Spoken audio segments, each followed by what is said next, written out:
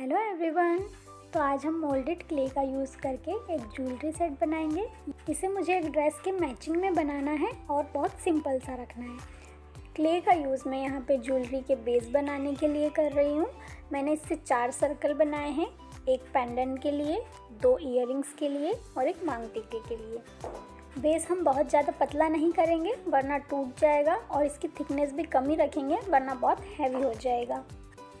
Shape cut कर लेने के बाद इनको थोड़ा सा सूखने देंगे। उसके बाद जो पेंडेंट वाला सर्कल है उसमें मैंने 2 आई पिन इंसर्ट की है डोरी डालने के लिए, और जो मांग टिक्का वाला बेस है उसमें 1 आई पिन इंसर्ट की है। मैंने सर्कल बनाए हैं, आप अपनी पसंद का कौन सा भी शेप बना सकते हैं। अब इनको कम्प्लीटली ड्राई होने देंगे। उसके बाद प्राइमर का कोट करेंगे, और जब वो सूख जाएगा तो एक्रेलिक कलर का कोट करेंगे, और उसके भी कम्प्लीटली ड्राई हो जाने के बाद में वार्निश अप्लाई करेंगे। हमारा बेस बन के रेडी हो जाएगा। फिर आप अपनी चॉइस के अकॉर्डिंग इसको डेकोरेट कर सकते हैं। मैंने wall chain, stone chain, mirrors वगैरह यूज़ किए हैं। आपके पास जो सामान अवेलेबल हो आप उसका यूज़ करके इसको सजा सकते हैं।